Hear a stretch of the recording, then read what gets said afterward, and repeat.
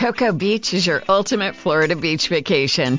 Pack your bags and open your mind. Adventure is calling from Orlando's closest beach. Cocoa Beach is Florida's secret gem that's got it all. It's the budget-friendly, retro-cool destination that families and surfers adore. Come soak up the sun and ride the East Coast's most famous waves. Start planning your one-of-a-kind getaway now at visitspacecoast.com. That's visitspacecoast.com. Hi, Steve. Hi, how are you? Very good. Here in the office, working. So I'm waiting yes, for I am. for you. I'm Waiting for your call. It's early in Spain and it's late in LA. I think you're in LA, isn't it? Yeah, it's 2 a.m. in the morning in LA. Okay, great. Okay, I'm going to switch on the video you want. I'm in an office, so All okay. right. Hi, very good. Okay, Steve. So we have to talk in this interview about your next experience that you're going to play in Madrid at last in June with an orchestra. And let's begin talking about this. I guess that is going to be a very interesting experience for everyone. And the first question, very obvious for this: how came up the idea, and how did you thought, or how did you think? Sorry, in the idea in the first in the first moment or whatever. Well, I've been composing music my whole life. I actually started composing music when I was very young. Mm-hmm. I learned how to read and write before I even started playing the guitar, really. I was always in love with the guitar, but I didn't start playing it until I was like 12 because, I don't know, I was either nervous or something. I wasn't really prepared, but I wrote a lot. And then when I was a teenager in the 70s, I was listening to like Led Zeppelin and all the great rock bands of the 70s. Mm-hmm. But then when I started hearing Frank Zappa, he was kind of mixing all these great elements. And I'm not really a fan of conventional classical music, Mm-hmm. I don't really listen to the old masters. Mm-hmm. I like more contemporary stuff. But even that's hard because so much of it's just very noisy, Mm-hmm. But I do enjoy orchestra music, and I've about 6 years ago, a friend of mine who is in the Netherlands, Code de Clue, Mm-hmm. actually put this concert on. He solicited funds from the government, Mm-hmm. the Dutch government, because they have this policy where they give money for cultural events, Mm-hmm. very like America. And I composed 2 hours of orchestra music, and 1 hour is me playing the guitar with a rock band with the orchestra. Mm-hmm. And that's not very uncommon, but the way that I do it is a little different than the way many rock bands work with orchestras, because it's very integrated because I compose. Mm-hmm. So the second hour was actual new compositions that I wrote where I didn't play the guitar with the orchestra. And we did about 5 concerts, and I made a DVD of the thing, or actually the parts where I play guitar, Mm-hmm. and a CD. And the CD is a double CD called Sound Theories, and the video is called Visual Sound Theories. Mm-hmm. And it's that I think 2006. No.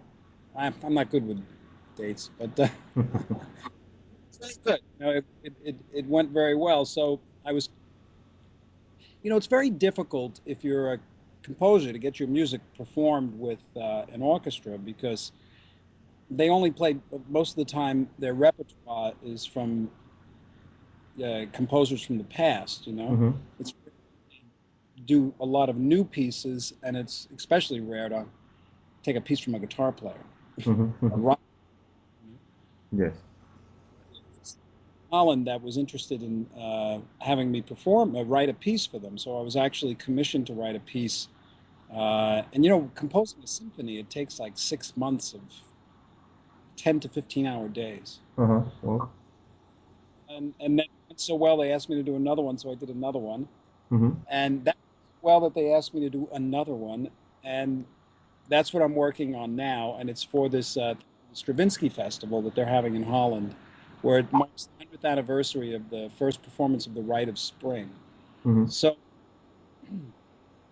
Now, last year, I took a bunch of the compositions that I did with the Metro Orchestra, which is me with the rock band and the orchestra, and I did some shows. A friend of mine, Fabrizio, wrote these shows on. We did a show in Romania. We played. Where else did we play? I told you I don't have a good memory. We did Italy, and it went very well. And it was like a 55-piece orchestra with a rock. The music that we did was stuff from my catalog. So that's what I'm going to be doing now in Madrid. I was just in Madrid not too long ago with my rock band. Yes. But it's a different show, you know. This sounds just so different, and it's still got quite an edge to it. It's not like, you know, people just sitting there going, whoa, and, you know, it's got a lot of bone to it. Yes. But the song is not the real compositional stuff. It's more like we do stuff like, well, I can get the set list. Let me see if I can find it. Hang on one second.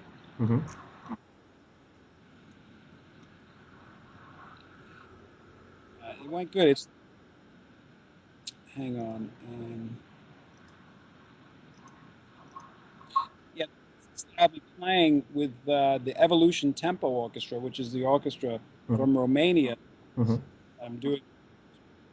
They're going to open the show with just a couple of pieces that I wrote called Frangelica Part 1 and 2, and then I come out and I start with Racing the World, which is actually what I'm working on at this very minute. New record, The Story of Light, and that's kind of a you know, it's really fun to take a piece of music and, you know, put an orchestra to it, because my music is very compositional. It has elements like that. And then we do called The Murder, and then we play another song off the new record called Valorum, and that's going to be really great with an orchestra. And then we do stuff like Gentle Ways, Answers, Whispering a Prayer, which is a new one I haven't done. Song, Lotus Feet. And the thing that's really exciting to me is I have a piece of music on one of my records. The record is called Fire Garden. And the Fire Garden Suite. It's this really kind of long, very heavy, melodic, cool piece of music. And putting an orchestra to that. And we'll be performing that also. And then we do like Liberty, For the Love of God, and Kill the Guy with the... And that's pretty much the show. Very good. And we can guess that you're going to be like the musical director, because you have composed all the things, all the arrangement, I guess, and those things. And well, you're going to play with the orchestra, but at the same time, you're going to be, in some sense, the director, I guess. Explain about this. What is going to be your character apart of play? Well, the composer is very different than the conductor. The conductor is the guy that stands up there and goes like this. I'm not that. I mean, that's a whole different kind of a thing, you know. I'm the musical director in the sense that I directed everybody to play particular notes. But when I get there, the conductor really, you know, he kind of runs the show. Okay. Listening the songs, well, when the people is going to listen the song, it's interesting to know that they're going to sound totally different, I guess. For example, as you said, you played in Madrid like 2 months ago or 3 or whatever, and well, you played like a normal STEVE VAI concert. Now it's going to be different, and well, you're going to play different songs in some sense, but on the other side, you're going to play some classics of your stuff like is normal. And those songs, I guess that they're going to sound different, more majestic, more, I don't know, ambiental, whatever you want to say. Explain for the people what are they going to see and to listen in this sense. The songs with the orchestra, they haven't been on a diet, you know, really fat, as a matter of fact. It's like the same songs that gained a lot of weight. I mean, if you can imagine a song like, well, something that somebody might know. Well, this song Valorum, which is on Light, you know, it's an up-tempo rock song, and there's a lot of grinding kind of stuff, you know, and then a lot of dynamics where it comes down, and there's beautiful space, and it's just so nice to be able to have this whole, I mean, I'm looking, you don't see my other screen, but I got the score paper up on the other screen, and I've got all these instruments, and it's almost like painting, it's like you hear something in your head, and it has so much more dimension because you have all of these instruments to just give it a different life. The melodies are the same, the structures are the same pretty much. The the songs will be recognized. I mean, the core of these songs are bass, drums, and guitar. You know what I mean? It's just so much more now. The big difference between like a STEVE VAI rock show and something with the orchestra is the rock show is like a production. It's a spectacle. I'm not trying to, but I perform in a different way. I spend more focus trying to move around the stage and sort of create a show. With the orchestra, I stand there and I play. I see faces, but it's more of a controlled environment. Okay. Anyways, yes. Anyways, interesting because in those concerts, the people is going to is going to see you, but is going to listen to the orchestra, is going to see all the musicians playing behind or whatever. But I guess that your guitar is going to be the main character or whatever, or maybe it's going to be totally into the music. Explain about this. Your guitar is going to be in the first line or not? What is the idea talking about this? Well, the problem that a lot of people have when they're mixing an electric instrument like the guitar, especially a screaming guitar, with an orchestra, is like an orchestra is a very organic kind of a ensemble because all the instruments are made of wood or brass or something that's very organic, and you into things or you play them like this or you hit them. You don't plug into anything. So once you introduce an instrument that's got heavy distortion and it's electric, it's a whole different kind of a texture, So you have to be careful when you're writing that it doesn't sound like a tweezy guitar sort of meandering on top of this huge, beautiful, rich thing, So I try to work the guitar in so that it makes sense. But the guitar is really the number one instrument, obviously. It's going to be the loudest, I can tell you that. And it splits the orchestra in half because it has such a different tonality, and I like it. If you mix it together properly, it works very well. It's worked very well for me in the past.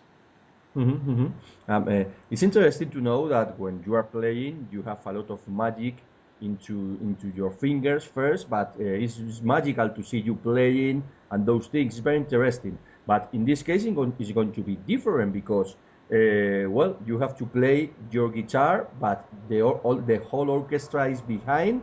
So as we have been talking, you are the main character in some sense, but it's going to be different. How is to keep the magic playing when you have all the things, all the structure, all the things behind this big special concert?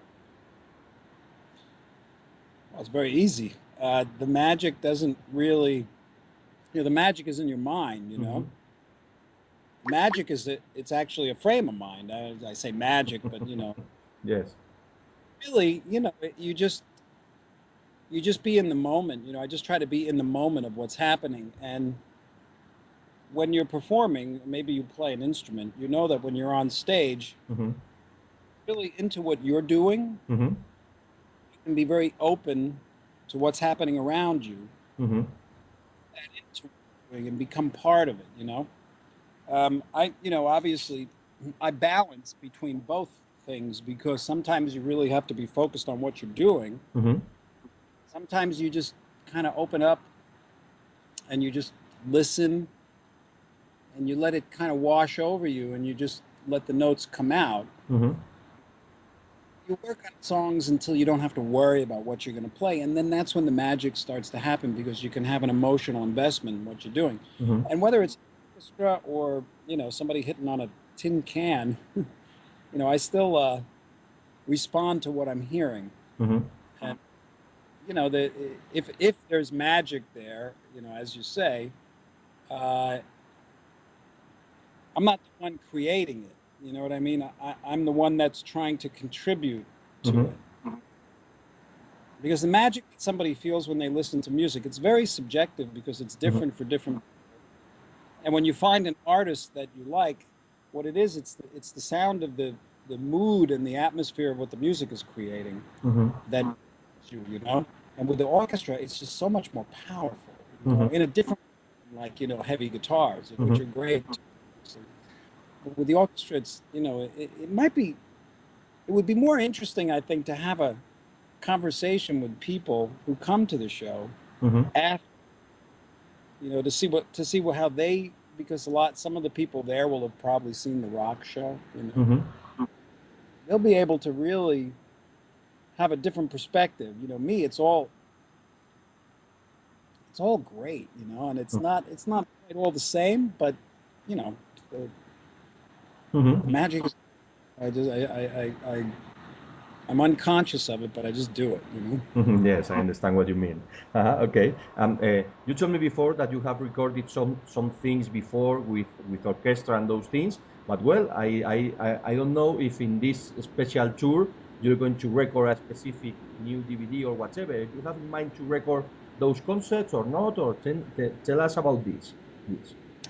Well, you know, we've been trying to find the right location to record and video the Evolution Orchestra. I don't exactly know if we're going to be able to do it or not. Chances are, yeah. You know, we'll do it someplace.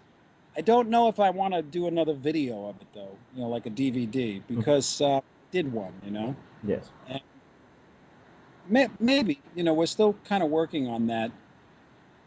What's interesting is, you know, there's YouTube clips of me playing with the orchestra, and you can see what that's like from the sound theories, visual sound theories. I was surprised. I was checking it out the other day just because I was listening, you know, putting some of the music together. I was surprised the hits some of that stuff has. It's like 14 million, you know. But when I go to Holland, I'm performing this new piece that I'm composing that I won't be performing with the Evolution Orchestra, which is the orchestra I'm bringing to Spain. I have this interesting concept where I play.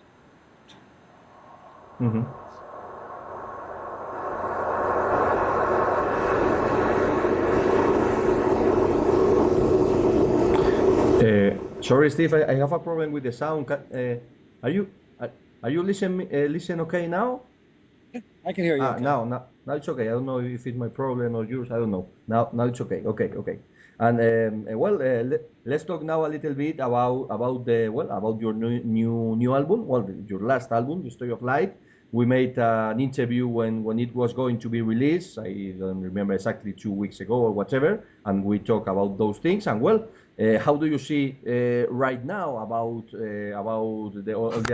how the people has accepted the album, about the opinions, the reviews? How do you see it right now? How is your balance about this? Well, I was very happy with the response. It was it charted in most countries around the world, which hasn't happened in 20 years for me, you know. And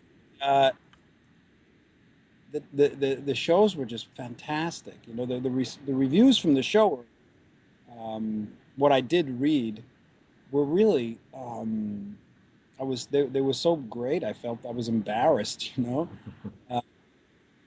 But and the fans, you know, as you get older and you keep making music, you realize that you don't want to waste time, you know, and because you see you don't have a lot of time, and you really have to prioritize and do things that are really exciting and important to you, you know. And it's not for me. I think it's for everybody.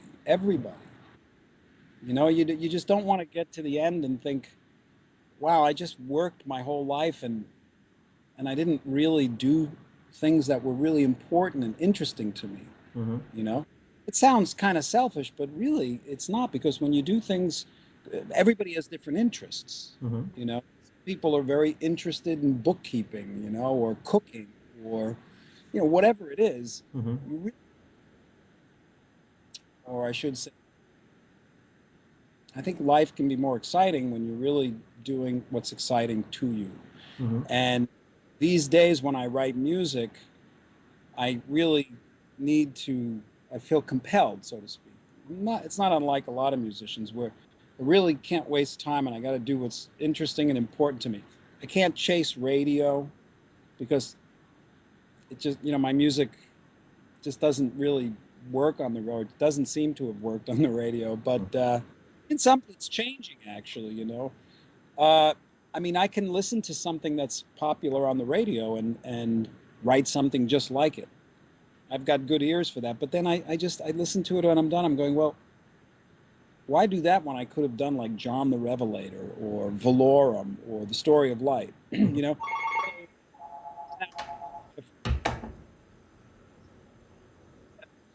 Light. And what happens is if you find your inspiration and you create it and you don't worry about what people might think, Mm-hmm. find your audience. I mean, because if you put some real passion into it, Mm-hmm. that's real. Not everybody, but a particular audience. And the people who buy my records, like The Story of Light, they know by now. Do you know what I mean? What they're going to get, Mm-hmm. and what they're going to get is something that they don't really expect, but they know it's going to have a particular sound to it. So I was very happy that they all, most fans really, really liked it. I got great reviews, and I mean, as good as reviews that I could get, because a lot of magazines that hear it, whether it's just so not mainstream or it's not cool to give me a good review. Mm-hmm.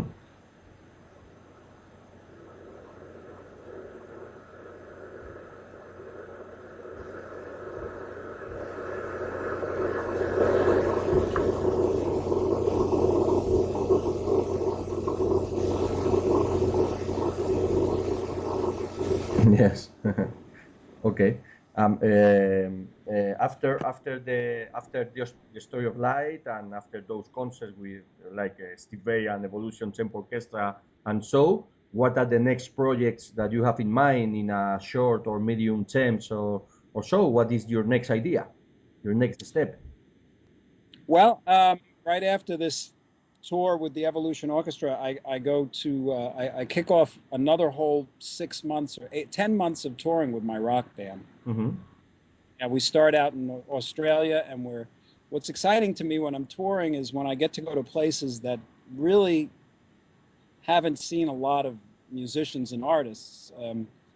It's as simple as grabbing a world map and looking at these really odd places and saying, I want to go here and I want to go there and I want to go there, and then calling my booking agent Mm-hmm. and saying, okay, book me in Estonia and Latvia and Lithuania and Bulgaria and Moscow and Kiev and all this, and they're like, you're crazy, you can't go there, nobody goes there. Now this was 15 years ago. Mm-hmm. And I pushed and finally they started booking me in these places, and no one had really gone there.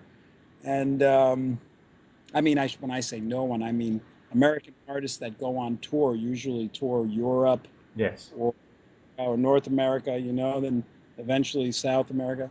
But I like finding places that, like I did this masterclass tour of Russia, Mm-hmm. and I went to 10 cities.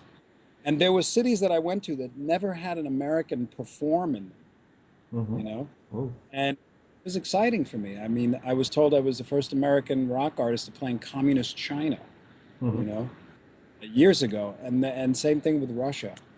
No, with Russia they had a lot of bands. But so when I was looking at the touring schedule, I started looking at the map, and I was asking my agent, does anybody ever go to like Laos or Cambodia or Vietnam? Mm-hmm. So that's cool. Yes.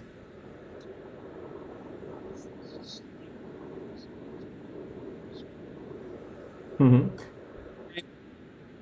Japan and blah blah blah. So that's what I've got right after this project. What I'm going to record after that, I have like 5 different projects I'm thinking about.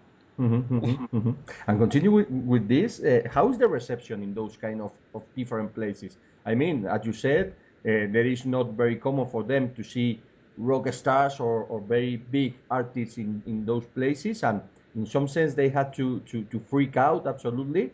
But I don't know about the reactions and well how are those concerts in your opinion in those different places?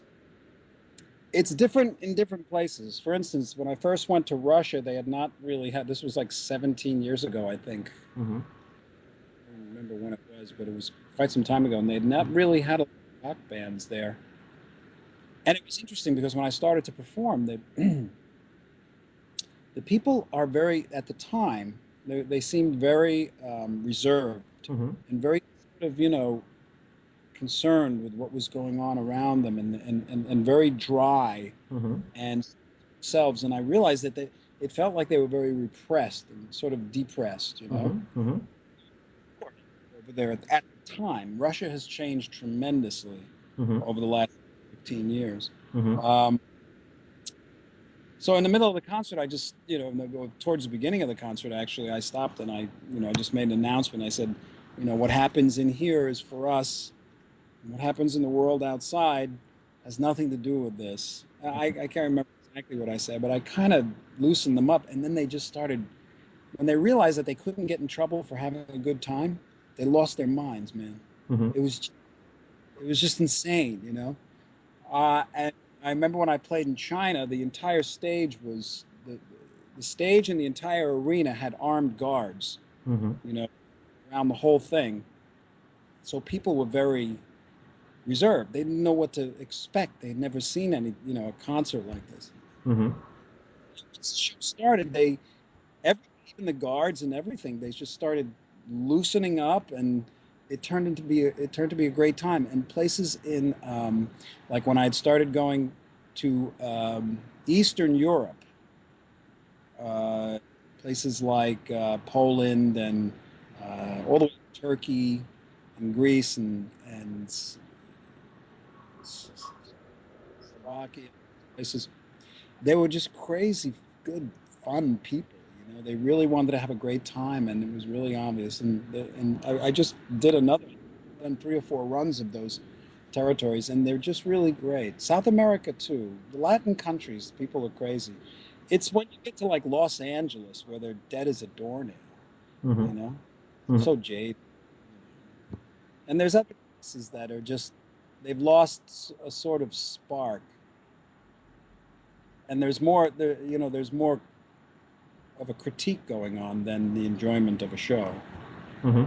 Okay. I have the curiosity to talk about, well, you are now in a moment in your career, very different moment comparing with 20 years ago, 30 or whatever, and you are in a totally different story right now. Well, making different music in some sense and making different stories. And I have the curiosity to know how do you see, looking since now, your first year, especially with David Lee Roth, the years with Whitesnake, your first album also. How do you see those things, and how do you see those music nowadays? I guess that for you was important in those moments, but well, I don't know exactly how do you see it looking since now. Well, I think every moment is important, but every moment only happens when it's happening, Hmm. you know? So if you make every moment important and enjoyable, then when you look back, you have a whole lot of enjoyable moments in your past. Hmm. It's all up to you. I mean, I've been involved with a lot of bands, and when I look back, I really had a great time with those rock bands. Hmm. I mean, imagine touring with David Lee Roth in the 80s. Yes, It's it sounds good. really amazing. And Dave was amazing, and Whitesnake, and so I really now when I was going through it, there was a lot of things that happened that were really challenging, and some things seemed really fucked up, and but you can choose to look at those things when you look back, but then that whole period of your life just turns dark. Hmm. I mean, and I don't want that. And I had a plenty of great time. Matter of fact, it's funny. I saw Billy Sheehan the other day. And it was just so great to see him and remember those times, and remember a lot of, 'cause we do a lot of things together, you know. Sometimes we get together, and then I heard from Greg Bissonette today, and had some really great times, you know. And I got an email from David Coverdale not too long ago, about a week ago. You know, he was fantastic. So those were very important to my career too. But I didn't really see it as such at the time. You know, at the time you just kind of focus on the moment. I mean, I just did my best. I put my best foot forward, and that's all you can do. And I'm glad I did, because, and I wasn't very easy too, but I was a very different person. I was a much darker person. You know, I was very intense, and a little bit of a prick, you know, but just kind of arrogant sometimes. You know, it's just the way I confidence was so strong in myself that it comes off as being arrogant. It wasn't. You know, what can I tell you? Yes. Okay. Just the last question. I have another curiosity, and well, it's about that your character in the Crossroads film is still legendary. Many people is still well remember this, and I guess that many people is still talking to you about this, about the film, and so well. How was the experience? How came up the opportunity, and what do you remember when probably sometimes you see the scenes or whatever? Are you happy with this, or maybe you see like, whoa, what I did, you know? Well, it's funny. Probably about 6 months ago, I saw that Crossroads. I haven't seen it in many years. And I was just like, man, who is that guy?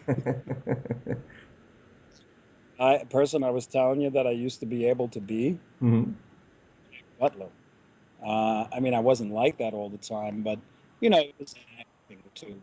And when I read the part, and I mean, the way it all came up, I've mentioned it a million times, and I got a call from Ry Cooder, who was doing the soundtrack, and they needed somebody to help build a guitar duel. So I read the script, and I thought, sure, I can do this. You know, it made a lot of sense to me. So I built the duel with Ry, and then the director met me, and he said, do you want to be in the movie and play the part of this guy, Jack Butler? You know, I don't really want to be an actor. You know, I thought it would be fun. I thought it would be interesting. I thought I could do a good job. He had to ask me like 3 times, you know? But I did it, and it was fun. And it was, you know, being an actor is a lot of work, because you have to be talented. And, you know, I don't focus my attention on that kind of thing. I really love great actors. You know, I love good movies with great actors, and I really appreciate them very much, because you have a completely different emotional frame of mind, and that affects your whole psyche. You know, I mean, when I had to be Jack Butler was a really dark guy, so you embrace this character, and the next thing you know, you're just being really dark, you know, and you're if you're not careful, you could take it seriously. It's acting. It's all, and that's one of the reasons being an actor, because it's very. I feel stupid, you know. And, what I discovered was that being a really good actor, it's a lot of work, and it's a lot of focus, and it just wasn't something that I wanted to throw myself into. And also, I didn't really think that, I didn't see it as an exciting life, because it was 12. You know that cross thing, it was like 7 minutes or something, or 12 minutes, but it took 11 days, you know, of like long days.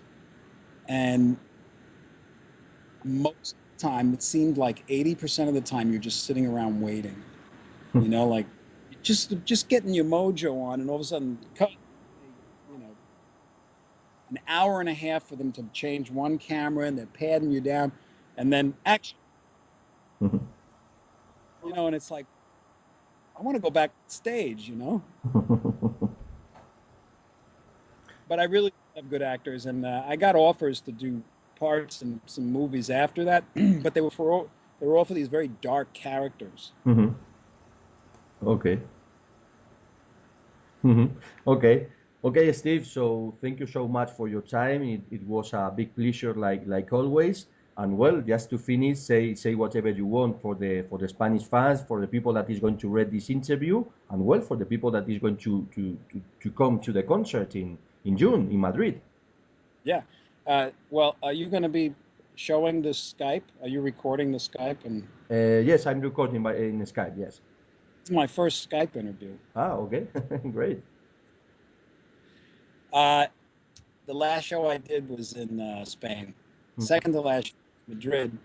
Then I played Murcia, and I was told not to go to Spain when I was on tour because I was told tickets aren't going to sell, because the economy's not good there, and blah blah blah.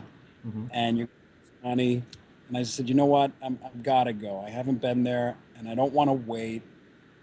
And I have to tell you, I was so stunned. The show's sold out basically, some completely.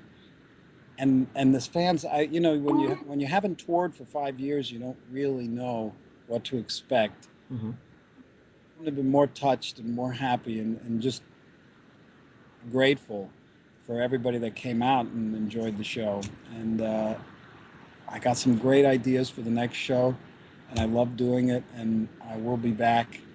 And this orchestra show is it's different, but it's me, and it's a whole different dimension. And if you get a chance to make it, I hope you can, because it's different and I think it's really good. Mm-hmm. Okay, Steve, so thank you so much, and thank you for everything, for all your career, and to be like this. It's great to can talk with a rock star in a, well, you know what I'm talking, but it's great to can talk very easy and very close in this sense. So thank you so much, and I hope to see you in Madrid in June, of course. Okay? Okay, well, thank you very much. We'll see you around. Okay, thank you, Steve. Bye, good night. Cocoa Beach is your ultimate Florida beach vacation. Pack your bags and open your mind. Adventure is calling from Orlando's closest beach. Cocoa Beach is Florida's secret gem that's got it all. It's the budget-friendly, retro-cool destination that families and surfers adore. Come soak up the sun and ride the East Coast's most famous waves. Start planning your one-of-a-kind getaway now at visitspacecoast.com. That's visitspacecoast.com.